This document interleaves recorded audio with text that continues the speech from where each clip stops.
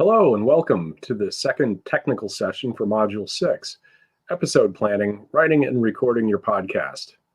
This webinar is brought to you by the Digital Empowerment Project, a nationwide initiative organized by the 6 U.S. regional museum associations and dedicated to providing free, self-paced training resources for small museums. This inaugural series of online training focuses on digital media and technology topics and is made possible by funding from the Institute of Museum and Library Services. My name is Dan Yeager, Executive Director of the New England Museum Association. My pronouns are in the he/him series, and I am your host for today's program. In this era of virtual meetings, when digital spaces may substitute for our physical sense of place, it's important to reflect on the land we each occupy and honor the indigenous people who have called it home. I am speaking to you from Swampscott, north of Boston, the historical homelands of the Massachusetts peoples. Wherever we're each located, let us acknowledge all indigenous nations as living communities, their elders, both past and present, as well as future generations. We, the Digital Empowerment Project, recognize that our organizations and those of our members were founded within a colonizing society which perpetuated the exclusions and erasures of many Native people throughout the United States and beyond.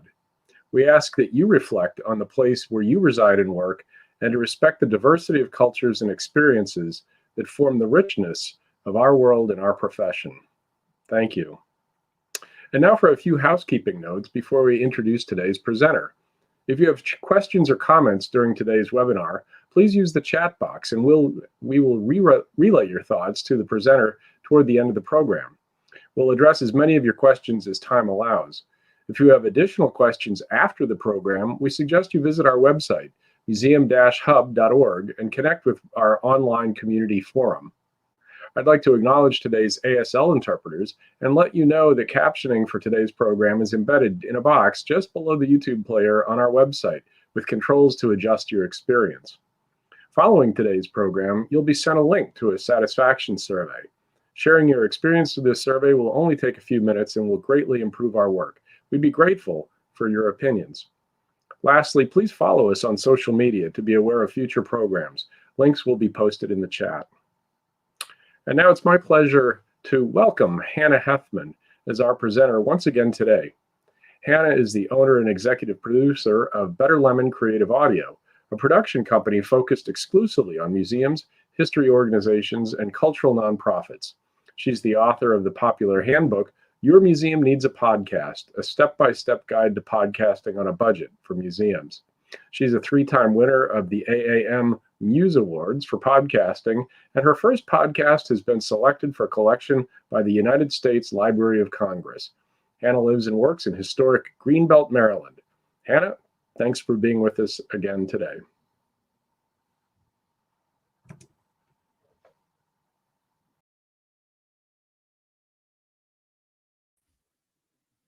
All right, there I am. Hi, everyone. All right, so getting over to my slides. I do have, these slides are available for download at tinyurl.com/hhpodcast2 if you want to have them for notes or just to reference afterwards, since we're going to cover a lot of information. I will put this at the end as well. And if for some reason this link doesn't work, you can just email me or one of the producers of this series, and they will get those for you. Okay, so in this webinar, we're going to cover episode planning, mics and other equipment, recording your show, and writing a script. So basically, we're going to cover everything between planning out your show concept, which I talked about in the first webinar, and editing, which we're going to do a whole webinar on that next week because that's such a huge subject, but we want to focus on that middle section today. So episode planning, you have to have a plan. The more plan you have going in, the better. So here's kind of the broad to-do list that you might have. So 1, you have your show concept, whatever that is. Then you need to brainstorm episode topics and stories. So recently I did this with the Vagina Museum in London. I work on their podcast with them, and their had an ongoing exhibition about periods, menstruation. So he said, okay, what kind of stories do we want to tell? We just made a big list and started thinking about them and then evaluating how they balance out. Do we have too much of this, not enough of that? You know, how deep do we want to get? What do we have a really focused ideas or big concepts? So you're kind of getting it all out there, possible story ideas. Then you might sketch out possible approaches for each topic. So what's the focus, universals, big themes? We're going to talk about that in a second if that doesn't make sense. So you can kind of see on the left there, that screenshot of a spreadsheet is the organization of the thoughts as we went through this process. My co-producer Liz and I, of coming up with ideas for this series for the Vagina Museum. So, okay, let's say we're going to do episode 2 is about pain. The pain is real. So, okay, what do we want to do? We might want to talk to this person who, you know, goes by the pelvic pain doctor. We want to have a call for stories. We could talk to this person, you know, who'd be a good guest for that. So kind of thinking about, okay, well, who can talk about that? And sometimes that means internally. So this other less neat and tidy image there is of some planning I did when I was working on a second series of a podcast that I do called On the Record with the National Archives in the UK. And for this show, the guests are always staff members, basically, record specialists within the National Archives. So it's usually a matter of what stories do we have and which of our team members is best equipped to talk about this part of history. So we're kind of writing notes, thinking about how the stories all go together. In this case, it was just 3 episodes. You can see episode 1, 2, and 3, and I'm making little notes for myself there in that image to how do they all fit together? What are the big ideas that we're pulling out? So when you're thinking about evaluating your brainstorm list, like, okay, we have all these possible ideas. Which of them is good? I'm going to bring back up something that if you're in the first webinar last week, you will have seen, but I want to make sure you see it again. So this is a little snippet from this book called Out on the Wire by Jessica Abel, which I really like, about basically how to tell stories in audio. And so it has this quote from David Kestenbaum of the famous podcast Planet Money. And he has this formula. I'm doing a story about X topic, right? I'm doing a story about Civil War history. And what's interesting about it is why. And that's the story. So, and what's interesting about it is how many Jewish soldiers actually Jewish people fought in the Civil War, and how many of them collected a pension afterwards. And that's how we can find them, because of the record, right? So something like that. And if you just start with, I'm doing a story about X, whether that topic is the railroad in your town. That's not a story. The history of the railroad in our town, that's just a Wikipedia entry. What's interesting about it is the way the railroad, for example, inadvertently contributed to women's suffrage. Whatever it is, I'm making that up, but this is the thing we're looking for. So within each topic, trying to figure out what's the interesting thing about this story in our episode, whether that's the story that you're covering over multiple episodes or within each episode. But right now we're kind of focused on the idea of, let's say we're doing 1 story per episode. What's interesting about it? What's the big things we want to pull out? Another thing is, so we're going to go here through a few different ways to think about how to find what's interesting about your story, right? How to turn it from a Wikipedia entry into a story, into an experience, into something fun. So what big question is your episode asking? And a great example of this is the podcast Q&A from President Lincoln's Cottage in Washington, D.C. And their podcast is actually all about questions. So they share questions that visitors have asked them that they couldn't answer, or that were just too big. And then they go on an incredibly deep dive to ask different scholars and academics and different people about this question to find out all the possible answers. So their first episode that I had in the whole series, which I loved, was how could Lincoln sleep if slavery was happening?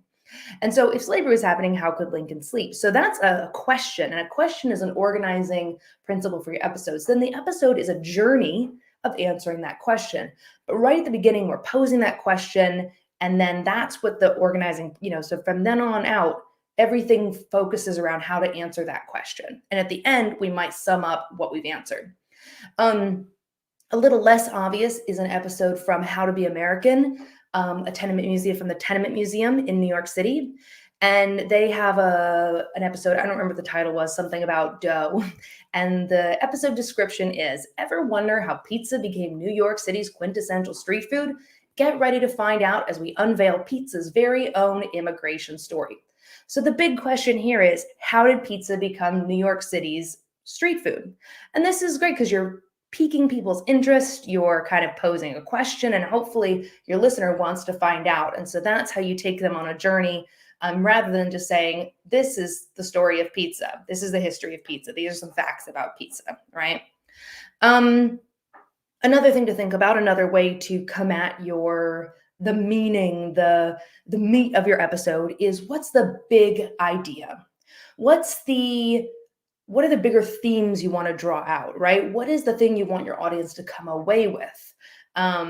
Maybe a lesson, if we're going to be simple about it, right? So for the Vagina Museum podcast, one of the episodes we did was about a monk named Marinos who reflects the trans experience. I don't know, we'd call them trans in history, but this is a monk who reflects the experience of trans people. And so we told the story of this monk, but the big idea that we wanted to communicate was that trans people have always existed, and that their stories exist in historical records and stories and legends, and even in church history. It's just about looking at them and how we save them from perhaps a whitewashing of the past, or a straightwashing of the past. And then for another podcast I did for 7 Stories, which is the Center for Children's Literature Museum in the UK, we started with a series about Black representation in children's publishing in the UK. And the big idea we wanted to communicate was, it is really, really important that Black children in the UK have literature that reflects them, that looks like them, that tells stories that are about families like theirs, that show them a world in which they belong and which they are part of literature, and that is critical for them enjoying and being able to enjoy and benefit from literature and reading in the way that we all want our kids to benefit. So that's the big idea in those. Another thing to look for are universals. So I'm going to quote this, take this quote from Jack Hart in the book Storycraft, which I love. Story makes sense out of confusing universe by showing us how one action leads to another. It teaches us how to live by discovering how our fellow human beings overcome the challenges in their life. And it helps us discover the universals that bind us to everything around us. And the reason I have a picture of Frodo from Lord of the Rings here is because universals help us connect to stories that may not seem like they're relevant to our lives. So the very climax of the story of the Lord of the Rings is Frodo in Mount Doom trying to get rid of this ring, right? And here we have a story of a creature, a short human-like creature with a magic ring in a volcano tower, trying to throw it away in a world that is totally different from ours. So that has nothing to do with the person reading it. But another way to look at that is a story about someone making a decision on whether or not to sacrifice something that has become part of them in order to save people that he may never see again, right? So this is a story of sacrifice and of strength and of doing the right thing. And of course, there's other universals in that story, friendship and fear and love. So when you're looking at your topic, think about, what are these big ideas that we can draw out of it that can make this topic a story that's relevant to the people that are listening. So some examples of that, and on the record, we did an episode about Noor Inayat Khan, who was a spy in the Second World War, sorry, and a British spy. And yeah, we could emphasize the strangeness of that. She was a spy. She was killed for her work, but we also emphasize the universals. This is a woman who didn't want to go to war. She was peace loving, but she felt like it was the right thing to do because she wanted to defeat fascism. So she sacrificed one of her values to fight for another value that she felt was even more important. So this is a story of someone having a complicated decision on whether or not, what does it mean to do the right thing, and deciding to put themselves in incredible danger to fight for a value that they believed in. So that's a universal truth that we can all kind of relate to on some level. Another story we did for On the Record was about a pauper named Daniel Rush, who faced the decision of basically dying on the streets with his wife for no support, or both of them entering a poorhouse and being separated for the rest of their lives. And in this letter to the poorhouse, he describes, this is the only record we have of him, he describes saying, I would rather die on the street with my wife, basically, than be separated after all we've gone through in our long, long lives. He's an old man at this point. And so this is kind of a story that may not be very relevant to a lot of people, to be a poorhouse, a pauper, maybe even an elderly person. We might have younger audiences, but we can all relate to the idea of loving someone so much that you would do anything to stay with them. And so the themes of love and companionship and marriage and choosing your family members over material gain, these are universals. So then if we go back to these two examples I had in the beginning, for Q&A, we have a big question. How could Lincoln sleep if slavery happened? It's pretty explicit here. But the universal is empathy with the suffering of others. Did Lincoln have empathy? What did it mean to think about that? And did he want to do something about it? And if so, how did wanting to do something about that affect him? How did he wrestle with that? In How to Be American, the big question, of course, how did pizza become New York City's quintessential street food? The big idea is so many quintessential American things are the product of immigration and the cross-cultural exchange it enabled. And the pizza is a way for us to get that idea across to people. So when you're planning your topics, you've got your brainstorm, you've kind of decided, here's what we want to include in the series. You can go through each topic and go, what's the big question? What are the universals? What are the big ideas we want to draw out? And that's going to help you think about your episode and come at it with a plan, a strategic plan of what you want to communicate and what you want people to receive. Once you know what each episode broadly is about, and you don't have to have an exact plan of everything that you want to cover, you can kind of just have those big ideas, right? Then you can make a list of potential external guests or choose who inside your organization can speak about each subject or story. Pretty basic. Now that we have these big ideas, now that we have these questions, who can answer these questions, who can talk about these big ideas, who can reflect on the universals in this history or art or in this science, for example. Things to consider when choosing your guests. Does the guest list of my episode season reflect the diversity of my community or the diversity of my audience? I always really like to, it can be really surprisingly easy if you are, for example, a white person, someone who is in a majority community, to create a whole season and then realize like, oh, we only have white people on this season. And that's not going to give us the full diversity of perspective and experiences that we need in this season, which would be every show needs that full perspective as well. But then also, are all my guests all men, all white? Does my guest list represent a diversity of communities and experience instead of just having one token person of color or one token queer person? Are you really making sure that your guest list is looking at this questions that you're asking about the topic, whatever, from different perspectives? Is it genuinely diverse? Is it genuinely seek out a diversity of experiences and lived experiences and life experiences and people and perspectives? And then, in kind of with that, but also separately, is this the right person to talk about this subject? This seems like an obvious question, but like maybe we should okay, well, we got this person, but maybe we should maybe they've talked about it too much, right?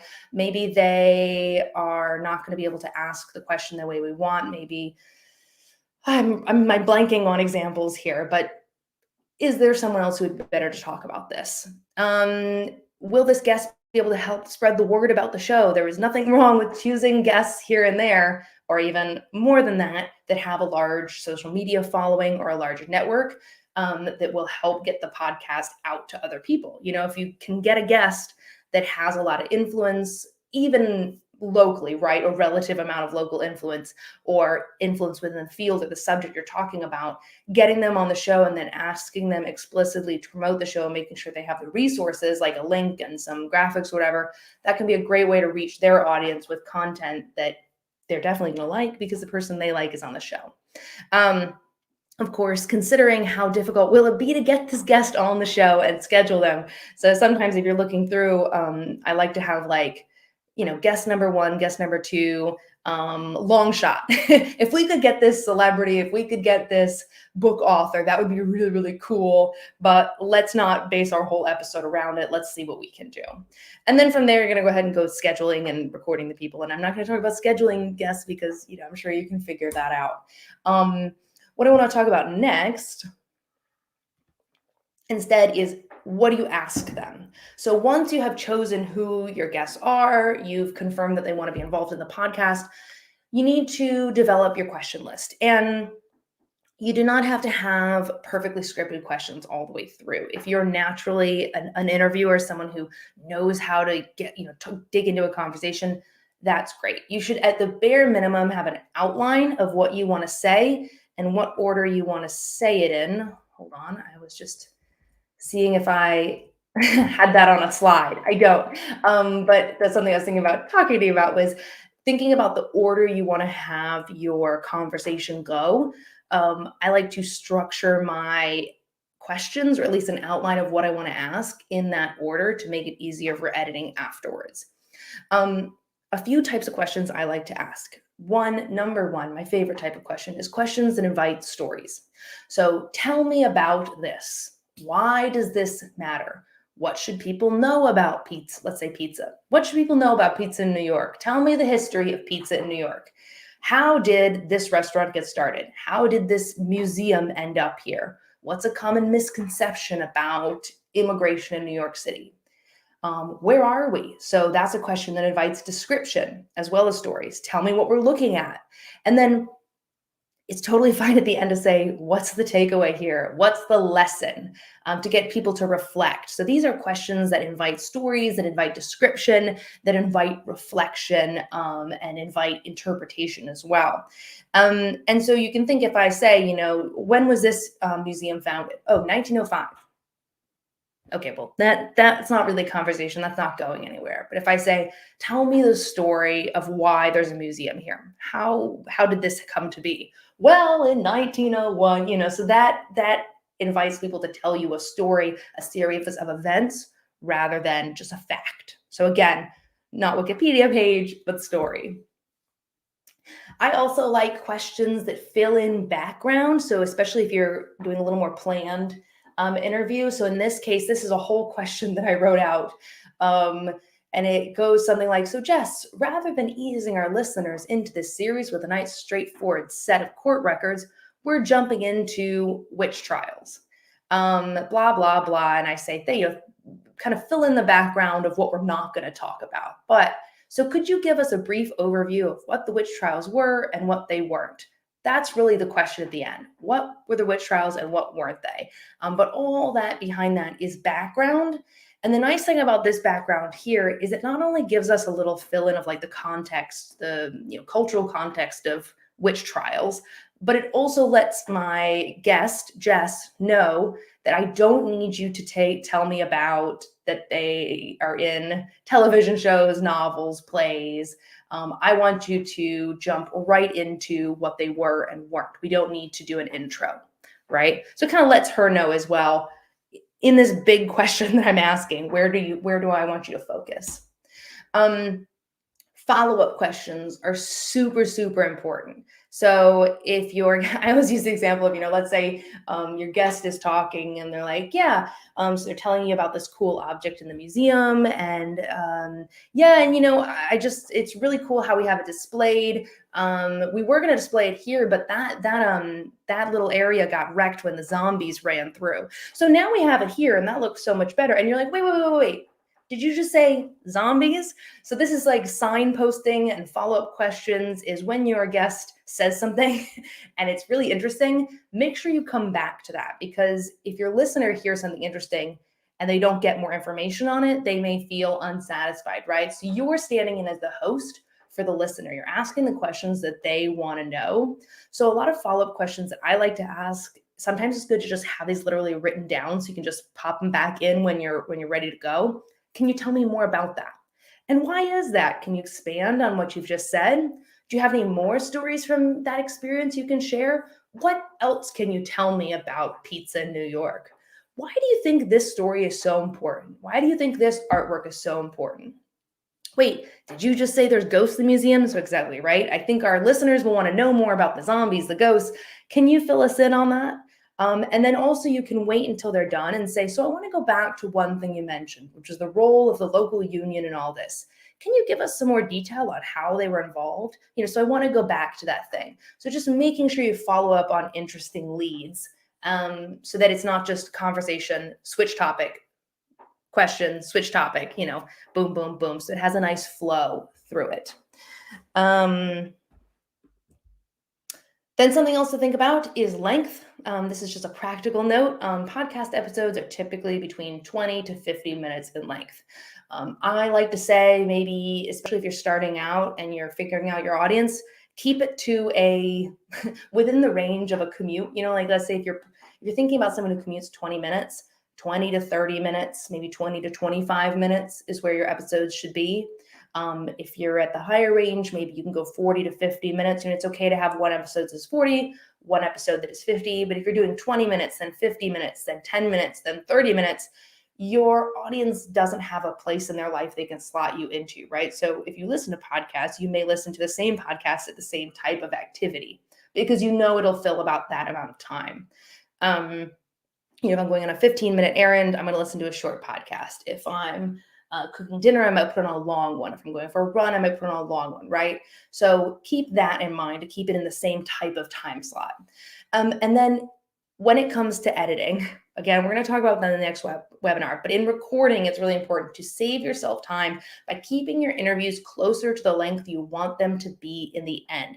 So let's say you have one guest and your episode should be about 30 minutes. Don't do a 2-hour interview. Do a 30-minute interview, a 35, 40-minute interview, because by the time you edit it down, add an intro and an outro and some music, there you are. Let's say it gets to an hour, you're going to have a lot of decision-making to cut half of that interview out. And I certainly made that mistake early on to be like, well, 2 hours is more is more. Then I'll have all this material to choose from. And in the end, I'll have a better show. But that's not the case because first of all, your guest can then just talk and talk and talk without being concise. Think about conference presentations. What's more interesting, the hour where someone has an hour to ramble or when they're asked to carefully, focus their ideas into 15 to 20 minutes. Now, some guests can go really well for an hour, but focus can also be better. So you don't have to record longer interviews. And this saves you time. We all are going to be short on time. This is not a professional operation. If we were This American Life and could have an entire staff working on every episode for months, we could do, 15 hours of tape and cut it down, but we are not. So we have to be practical. So this is just a practical note. All right. So let's switch to the more technical side of things and talk about recording your tape. And I know I need to pause here for the ASL interpreters. So hopefully that's given us a moment to pause and shift. And let's talk about equipment. So I'm going to talk about 3 types of recording. Mobile recording, a studio setup, and remote. So these should be pretty obvious. Mobile, I'm walking and talking. I'm not plugged in anywhere. Studio setup, I've got something fixed in a room, basically sitting in a room. That's my definition of studio. And then remote, where we're not in the room together. So I'm going to give you a few mic setups, and so you can just reference the slides later and purchase just that equipment if you want. I don't like to get too crazy on equipment, but there also is no wrong way to do it as long as it sounds good. So if you have a mic you like better or something, just use it. Don't worry about it being wrong. So mobile recording setup, here's one setup you might use. A Zoom H4n Pro handy recorder. This is a favorite of podcasters. I love this. I mean, I haven't used it in a while because I haven't gone anywhere and everything's remote right now, but in the future you might need this. It's about $200 and you can plug in 2 mics to that. You'll need an XLR cable, and always with recording, you want to wear headphones, whether you're remote recording, in person, mobile. Headphones allow you to make sure that nothing weird is happening with your sound and kind of monitor what's coming into your microphone. So that's really important. Then what you might attach to the recorder is you'll have a microphone, and I'm kind of giving you 2 options here. One is a shotgun mic. These are the long, skinny ones. You more often see them on a movie set. This is going to give you a focused line of sound to your person.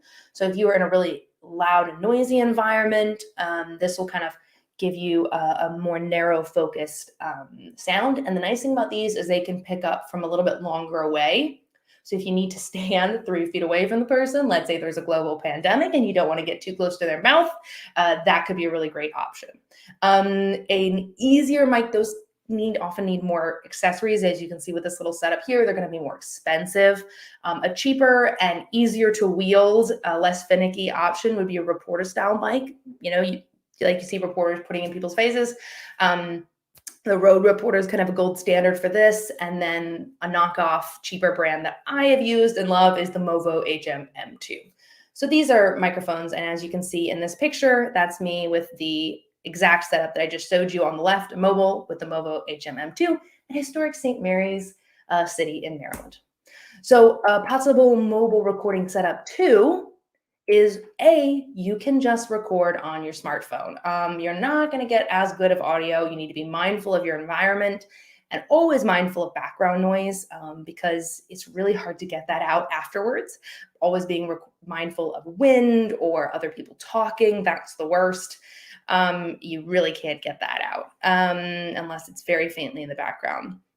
So you can use your app, your voice memo app on your smartphone, or if you want to get a little fancier, you can download the free Rode Reporter app or a similar audio recording app that's going to give you a bit more control, and that will allow you to record WAV files. And also, I don't know if you can see the little green things on the Rode Reporter there.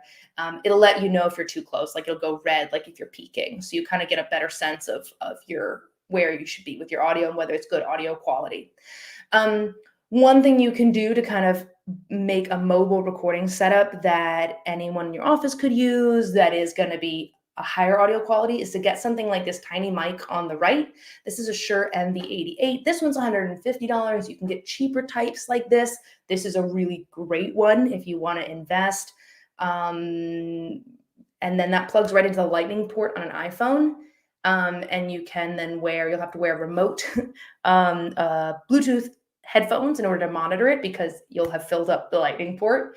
Thanks, Apple, for that. There aren't a lot of options like this that go in Android phones, but you can try a few different cheaper ones. There are mics like this you can get for as little as $20. They're not going to sound as good. Sometimes in that case, your built-in speaker is going to sound better. But if you want to get a $20 mic for your phone and test it out and see what it sounds like, go for it. If it sounds good, use it. There's no hierarchy of equipment to me as long as it sounds good in the end. So test it out and see what you can do. But if you want a good one, the Shure MV88 is solid. So then let's talk about a studio setup. Possible studio setup number 1, you could have a laptop with recording software. This could be Audacity, Hindenburg, GarageBand. So instead of having a handy recorder, you record directly into your laptop. And then you can plug in a USB mic. I will show you. This is the Rode NT USB Mini. It is awesome. I hope that didn't sound weird when I was picking it up. I love this little microphone. Not only is it just freaking adorable, it gives you a great sound. It's also great for narration. It's small enough and compact. It doesn't need other accessories. It's all built-in stand, built-in pop filter. So if you need to send it to a guest, you can as well. So it's pretty sturdy. It costs about $100, but it's my favorite mic right now. Other similar mics you could do are the Audio-Technica ATR 2100 and the Samsung Q2U, and you can often get discounts and bundles on those. Like if you look on Amazon, you might be able to get the headphones and the cord and the stand all in one podcast packages. A lot of people in podcasting kind of starting out get the blue Yeti Blue or the Snowball, and I don't really like those microphones. I don't really think they're worth the money. So I don't recommend them. They do look cute, but I think that's about it. And so then you would plug that in, put it on your table. You could have 2 microphones, but you'll need to make sure you have a connector to get 2 of them plugged in, USB port into your laptop and record that way and test it out. Obviously, the mics are facing away from each other, or if you're just recording one person. You could also just sit really close to the same mic, but it's better to have 2 separate tracks. A separate setup that's much more expensive, and I know we're talking to small museums here, but I wanted to show you the top of the spectrum. If you wanted to drop $1,000 on your podcast setup, you're like, we're going to do this in our museum, we're going to do it every week, we're going to invest, we're ready. The Roadcaster Pro is kind of like a little built-in, everything you need in one place podcast studio. You can attach 4 mics via XLR cable to that. And you can get studio mics like the Audio-Technica AT2020. These are fantastic. I have one. I love it. I use it for everything. If you listen to the audiobook of my book, the first edition, the audiobook on Audible, that's what I use to record that. So again, you'd use your headphones. But the Roadcaster Pro is $600, but it's kind of all in one. If you want something, it's also super, super user friendly. If you don't like mixing, sound mixing and stuff. So then let's talk about remote recording. Right now, this is what we're all doing, right? Like there's nothing else. I wanted to give you the other stuff, but right now, this is all I've been doing for, coming up on, almost on 2 years really. So, let's say I am in Maryland and I want to record an interview with Lil Nas X in Los Angeles. To congratulate him on being amazing and awesome at his new album coming out. So what I like to do is you can do Zoom, right? Just a standard Zoom call, but you need to make sure in the back end that you're recording separate tracks. That's really important. Or I would recommend upgrading for just a few dollars a month to Squadcast. And so Squadcast is super, super cool. It is like Zoom, but just for podcast recording. So you'll be able to see your people and watch them, just like a Zoom call. It's very familiar. You join from a Chrome browser. It's really easy. It's easy for your guest. And then when you hit record on your end with the big red button, it automatically records separate WAV and MP3 files for each of your guests. So when you have a separate audio for each of your guests, if I talk over Lil Nas X, I can separate that in my editing and cut me off so that we don't lose any of his precious voice. So what we're going to do in this situation is I would be wearing headphones on my end. I would have a microphone on my end, just like I have now. Ideally, Lil Nas X would have a microphone on hand, but if he or your other guest doesn't, you can ask them to just wear headphones with a microphone in. But it's really important that they wear headphones because that's where you can get like feedback loops and stuff with if you've had the echo on a Zoom call where someone's microphone is picking up the audio that's going in. So if you want to get a little more complicated, you can do either backup recording using your smartphone, or if nobody has a microphone, you can do a backup on that as well. So what we do I do this for all kinds of organizations. I hope this crazy chart isn't too crazy, but basically I take my phone and I open up my voice memo app or a road reporting app, and I put it on the table in front of me about like as if I'm, chatting on smartphones. So kind of this high, like clavicle height and, maybe a slightly bent arm away from me, and I hit record. And then I have my headphones on. So the only thing this phone is picking up is my voice, right? Because the Zoom call is just going straight to my headphones. Lil Nas X is doing the same thing on the other end. And then I ask him to email it to me. And now I have 2 separate in-person recordings of our voices. The problem with this is you can't monitor whether someone's fan is being picked up in the background or whether it's just not sounding right. So for me, ideally, it's great to have the Squadcast recording or the Zoom recording and this backup. And then if one of them is bad, I at least have a good one, right? Because I'm not going to get a second chance to interview Lil Nas X.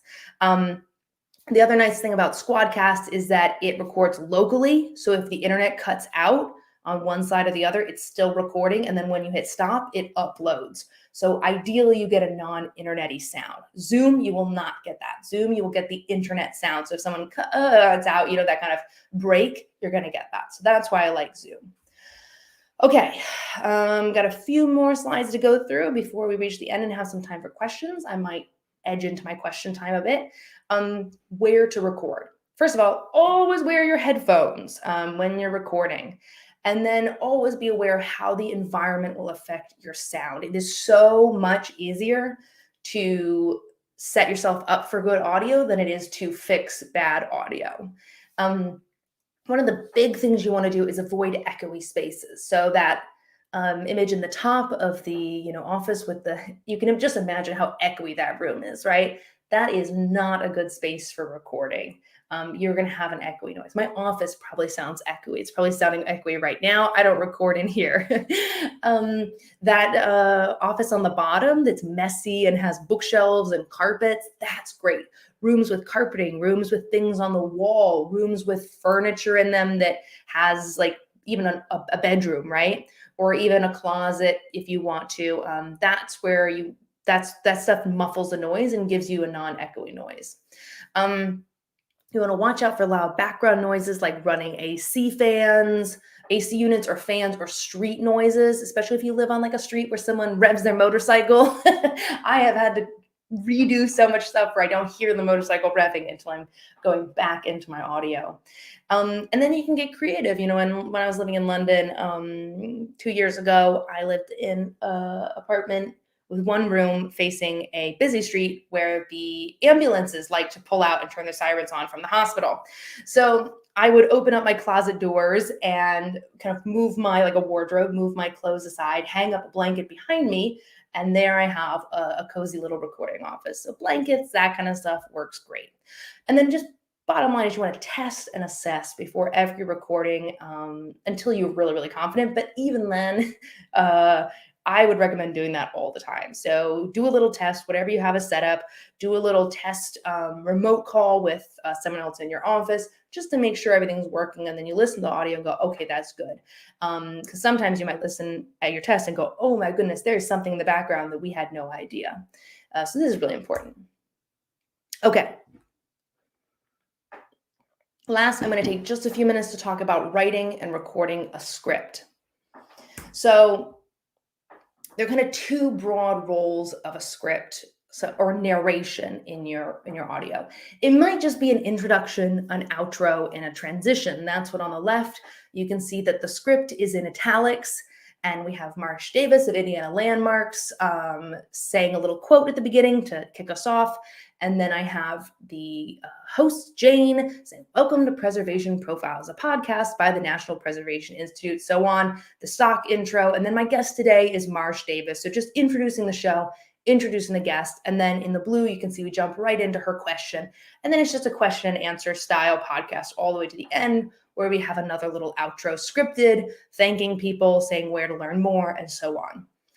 The other more complicated role of narration might be as exposition, interpretation, and transition. So this is a little screenshot from the script of Who's Stories for the 7 Stories Museum that I kind of referenced earlier.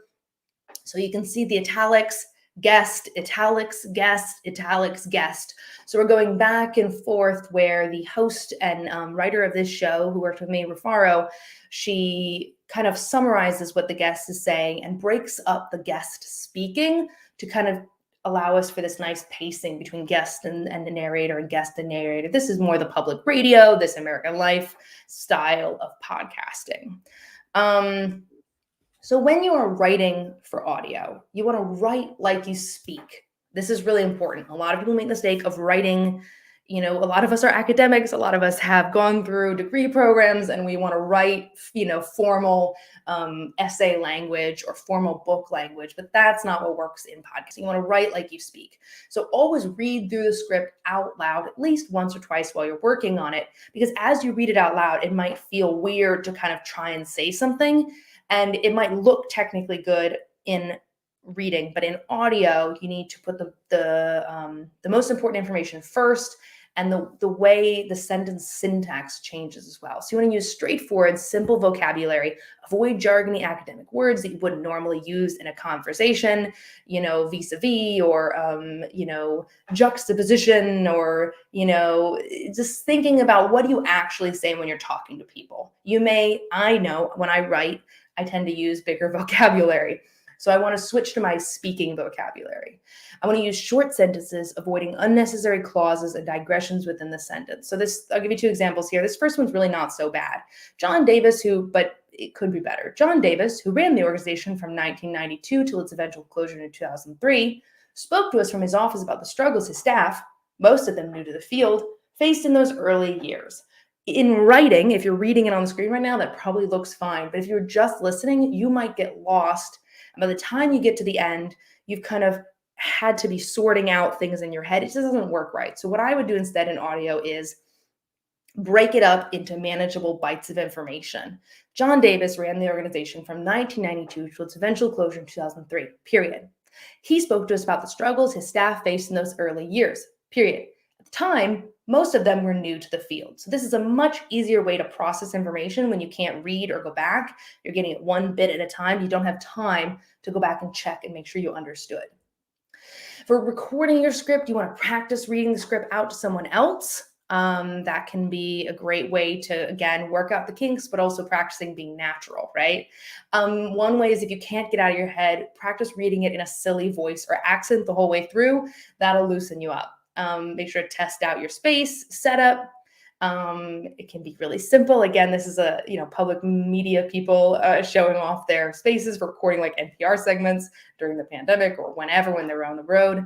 And then what I like to do is record 2 takes of each paragraph in your narration. So small sections. So rather than going start to finish and then start to finish, it makes it really hard to compare the 2 takes. Record paragraph 1, paragraph 1, paragraph 2, paragraph 2, and so on and so on.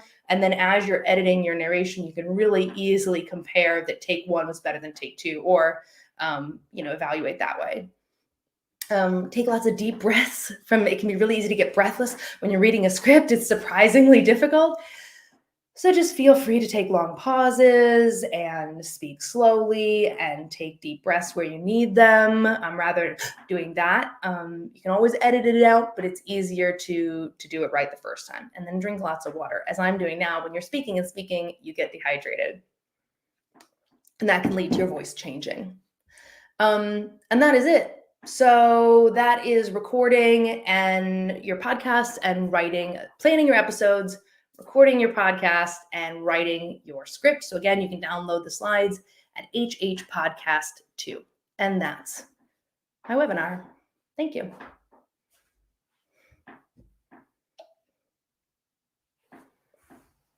Okay. Thank you, Hannah. Wow. That was a lot of info. Take a drink. So a couple of questions regarding scripting. What you were just saying and reflecting on it, does this mean that pretty much you need to be consistently one person scripting your podcast, or can you shift off duties throughout it? Because, your voice is your voice, but then somebody else is going to have a different style and a voice. What do you recommend for that? I mean, I think, technically the best practice is probably to have consistency. But, we can't, with museums and with museum podcasts, like, we're not holding ourselves to the standards of This American Life, of things like that. And also, I don't think all our audiences are really going to know the difference that much from one to the other, unless they've been listening for years and you have this huge audience. So it's okay to switch from one to the other. I think keeping it in the same general style, if one person wants to go really academic and the other person wants to be really friendly and casual, if it works for you, do it. But I would say ideally keep some sort of consistency in the style and tone between them. And you can intentionally rotate people in and out. That's what we do with On the Record at the National Archives, because none of the staff can commit to being the voice of the podcast every single episode. So every mini series or single episode, we usually rotate. We have 2 hosts. We rotate 1 host. So someone does 2 episodes and there's a different set every time. But we keep the intro exactly the same. We keep the style the same. You have teaser clips, intro, music, and then to the interview. So it's familiar for people. Because again, I don't think people know the difference too much between when we switch out hosts. They're not that rabid of listeners. Right. but that familiarity will make them feel comfortable from one episode to another. Okay, so some of the questions that we've seen from attendees here today have to do with equipment. Naturally, I think we're all storytellers, or more storytellers in the museum field. But this whole notion of what do we need? Very interesting about, people are interested in like the longevity of equipment, how you migrate from one thing to another, perhaps as you learn. Can you speak a little bit about like how, should you start out, if you're starting out, should you sort of get the, base level, whatever, and then decide what works and not, and then kind of work your way up? Or should you just, here's my budget and I'm going to buy everything I need to and then learn how to do it all at once? Yeah, I think with all the equipment I've shown, it's most important that you take the time to test and figure out what sounds good and what doesn't sound good. I think it's like, you can get the big, massive camera and walk out to the pond and start taking pictures, but it's not gonna National Geographic make if you don't know how to frame a shot. Or you don't know what color looks good and what doesn't, what time of day to take pictures, that kind of stuff. So someone with an iPhone might outshoot you in that case if they really know how to use their equipment. So I think some of those mid-range items I talked about, like the $100 mics, that's a great range. If you have the budget and you want to start, that's a good place to start. Like this Rode NT Mini USB that I have right now. I love it. Look at it. It's so cute. I make everyone use these. If you have the budget and you want to do a setup and you have someone on your team who has a sense for audio and audio quality, great, go for it. But if you buy all the expensive equipment, the $1,000 setup, it's not going to necessarily sound much better than this $100 mic here. Plugged into my computer if you don't know how to make it sound better, if that makes sense. Yeah. So I would say it's totally okay to start with a solid basic microphone and something that feels comfortable and not scary to you. When I first started podcasting, I did cry when I opened the manual to the Zoom handy recorder. I cried a lot and I almost gave up. Then my career would have gone nowhere. But also YouTube videos are great for figuring this stuff out. If you plug in the microphone you have or the equipment you have, that's great. But start with something that feels manageable. And when you feel like you've done everything you can to make it sound as good as possible, you've taken all that low-hanging fruit, then maybe think about upgrading. Yeah. And batteries. Carry batteries with the Zoom, right? Oh my God, yeah. Yeah, right? Yeah. Well, I will say this, the thing that resonated with me from my podcasting days, and I did a lot of interviews, as you may know, going to museum conferences and putting the mic in front of people's faces and so forth. And being out remote, you become so aware of ambient noise, of sounds in the background, things that are happening. And, it really is important to sort of pick those spots. I mean, if you're, rather than interviewing somebody in the big hall in a convention center, pulling them aside into, sort of those little spaces, maybe in a hotel conference room or something, is so much more helpful to be able to do it. Unless you want that sort of exciting feel. Sometimes, the person on the street interview has that ambient sound. So that's kind of a cool thing too. So any particular, sort of anecdotes about interviews that have gone haywire, and what should you be looking out for? You mentioned sirens. That always happens. Do you sort of stop the person and say, you can do it, try that again, say that again so you can edit that out, or you just sort of go through it? A really important thing is active listening. It can be really easy when you're interviewing to think about the next question, but then when the siren comes, you have no idea what they were saying. If you are actively listening to them, not only are they going to give you better information, they're feeling like they're listened to, you're nodding, you're doing nonverbal affirmations of their story. But then the siren comes, you'd be like, so what you were saying was, I went downstairs. And they're like, okay, I went downstairs. And so you can help them pick up where they were, or if they lose their train of thought, you can get back to that. I think probably interviews that have just not gone well for me are when someone was talking super fast and like something was going wrong and I didn't feel comfortable enough to be like, hey, let's take a minute, let's slow down, there's no rush, I'll give you as much time to talk about this as you want, let's take a minute, or let's take a breath, or I didn't I knew that something was not quite good, but I just didn't feel comfortable interrupting that person. I mean, it's ideal if you don't interrupt them, but if you are hearing something that's not going to be good, or something's weird with their microphone, or if they have a headset and it slipped down, you can't hear them, find a good break to stop, but remember where they were speaking so you can give them that answer. And I think, on the flip side, the interviews that have gone the best of the ones where I just like kind of leaned into it and let people do their thing. I was up in Iceland in the north, and this woman was really, really shy. And she had an Icelandic accent. She was really shy. And she kept speaking in Icelandic to the other guys in the room to like ask them a question, and then had to come back and think about it and then answer. So there's these wonderful moments where she's turning aside, speaking Icelandic, and then go, okay, so what's going on is, and I'd kind of fade out the Icelandic and bring the English back in. But I was surprised by when I actually went to edit it, because I kept my microphone nice and close to her. It didn't matter that she was quiet or shy. I edited, and it made her such a relatable figure. And her voice was so, people ended up loving that episode because her voice was really, really sweet and nice. And it was very intimate. She wasn't shouting. Right. So I know you'll get into editing next time, but is it like, as you're interviewing, are you thinking to yourself, I can edit this in a way that it'll be better than it is right now? Or are there some things that you just know you can't edit out and you have to start over again? Yeah. I mean, one thing I didn't cover is sometimes people will trail off, and that they're doing great. They're like, yeah, this is so good. And then they like trail off, and you're like, there's no ending to this. I can't edit this. So what I like to do is, can you say that in another way? Can you just say that again? I think just so we can get a different, maybe, tell me about that again. I want to maybe feel free to tell people to say that again. I think I'd like to hear that again, just so we can make sure we really got that subject. Tell me that story again. Let's start. Give me that again. Just one more take. And then they might do it again, because if you don't have an ending, you don't have an ending.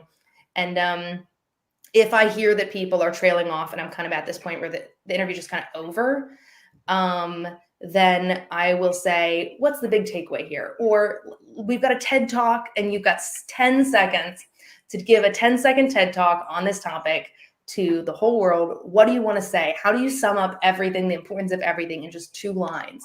And some people go, oh, I'm like, just take your time. And they're like, well, you see the importances, and they come back with this pithy line. So I think don't be afraid to ask people to give you an ending, or don't be afraid to ask people to go back and finish their thought. The wrap up. Some of the questions in our chat look as though they have to do a little bit with the pandemic. And I guess the question is, what do you anticipate in live interviewing people?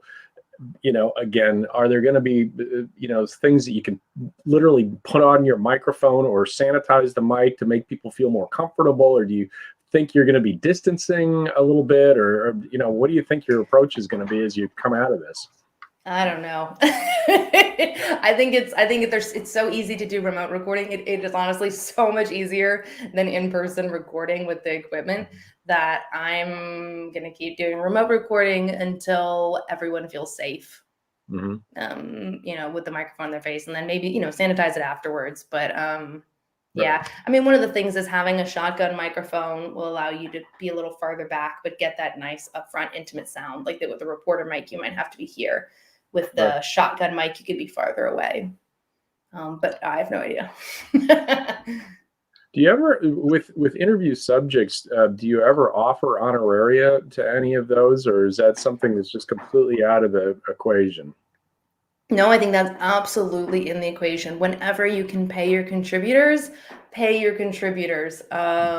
whatever you can come up with, whether it's, a fee for their time, or you ask them what their fee is. For me, I'm often working with the museum. The museum is paying me, and so then the honorarium is between them, and I encourage them to do that.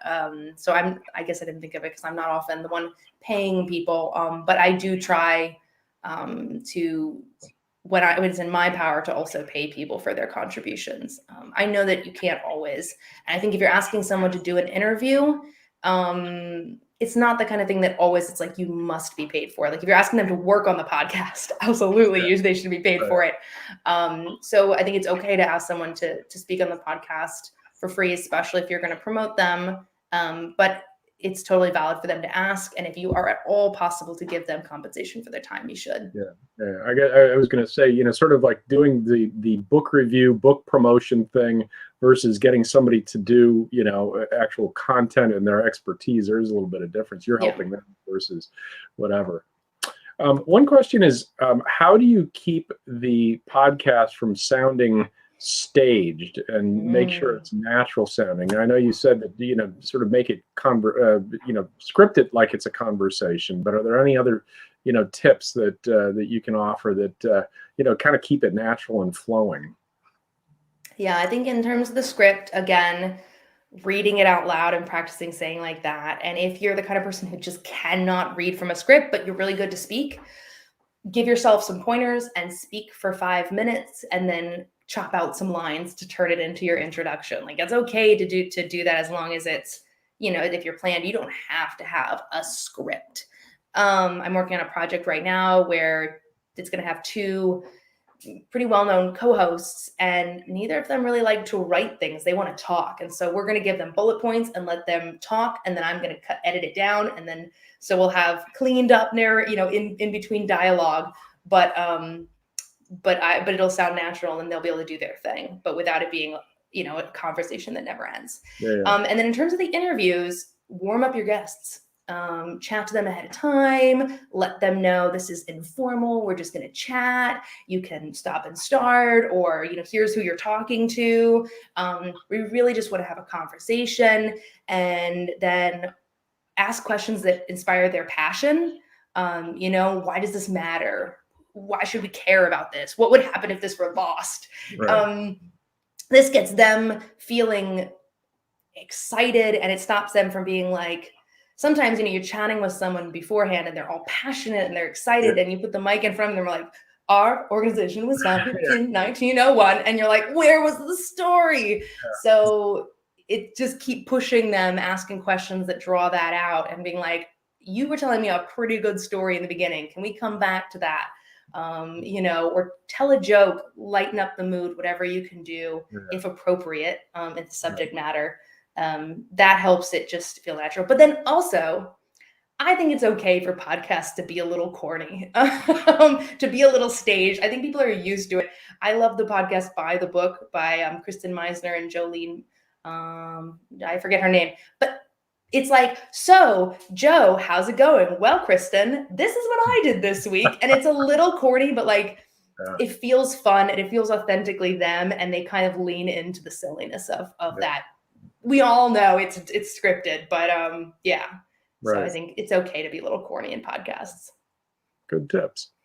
Well, our time is up, unfortunately, but Hannah, once again, thanks so much for sharing your wisdom. It was fantastic being with you again. And everyone out there listening today, thank you for attending today's program. If you enjoyed the program, then please do us a favor and share it with your network. We really appreciate your participation and hope to see you again in future programs. After each module, all 4 videos will be available on our website, as well as a complete toolkit of resources provided by our presenters. Stay tuned to museum-hub.org for more information on upcoming events. And please join us next week for Tech Workshop number 3 as Hannah leads us through podcasting, editing, and production. We'll see you then. Take care.